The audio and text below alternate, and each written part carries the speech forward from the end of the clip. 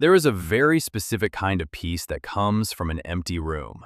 You hear the click of the front door closing behind you, and instantly, the heavy weight of the world simply drops from your shoulders. Nobody needs you to smile. Nobody needs you to laugh at their jokes or listen to their stories. You don't have to perform, adapt, or shrink yourself to fit the space. For someone who deeply loves solitude, this quiet isn't lonely. It feels like finally taking a deep breath after holding it all day. We often celebrate this preference for being alone as a sign of independence. Society tells us that enjoying our own company means we are emotionally secure. And much of the time, that is absolutely true.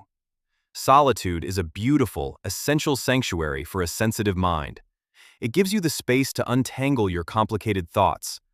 But there is a hidden edge to this peaceful isolation. A quiet, subtle threshold that is incredibly easy to cross without realizing it. It happens when solitude stops being a place you go to recharge and slowly transforms into a fortress you build to protect yourself. Think about the last time you canceled plans just to stay home. At first, the rush of relief is intoxicating. You change into comfortable clothes and sink into the familiar safety of your couch. But if you pay close attention, what are you actually feeling? Is it the joy of spending time with yourself? Or is it simply the relief of escaping the exhausting demands of other people? This distinction might seem small, but it changes everything about how we live. When solitude is a choice, it feels abundant and deeply restorative. When it becomes a defense mechanism, it quietly starts to shrink your world. You begin to view any unexpected social interaction as a heavy burden. A phone call feels like an invasion of your carefully guarded peace.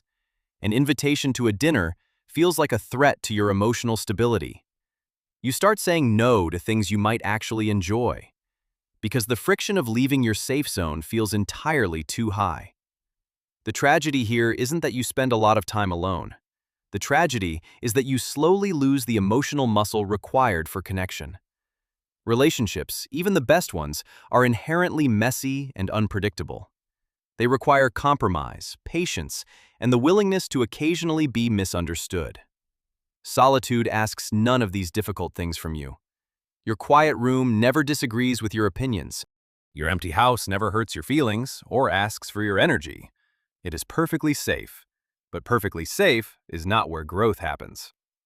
Over time, relying too heavily on this safety creates a silent loneliness. It is a strange, complex kind of ache. You don't necessarily want a crowded room or a busy social calendar. You still fiercely protect your quiet weekends and your peaceful mornings. But late at night, a faint sense of disconnection might wash over you. You realize that while nobody is bothering you, nobody is truly reaching you either. You have built a beautiful, impenetrable castle for yourself, but you have accidentally thrown away the keys to the drawbridge. This is the paradox of being someone who relies too heavily on solitude. The very thing that heals your anxiety can eventually become the thing that traps you. You learn to self-soothe so well that you forget how to let others comfort you. You become so emotionally self-sufficient that vulnerability starts to feel like a dangerous weakness. If you only rely on yourself, nobody can ever let you down. But if you only rely on yourself, nobody can ever lift you up either. You miss out on the beautiful, unexpected moments that only happen with others. The spontaneous laughter that erupts over a shared meal. The deep comfort of sitting in silence next to someone who understands you. The sudden realization that you do not have to carry everything completely alone. Stepping back into the messy world of relationships feels incredibly daunting at first. It feels like walking out into a storm after being perfectly warm indoors. But true emotional security is not the ability to hide forever. It is the quiet confidence that you can navigate the noise of the world. Because you know exactly how to return to your center afterward. You do not have to give up your sacred, empty room. You simply need to remember how to unlock the door from the inside. Start by letting just one person into your carefully guarded world.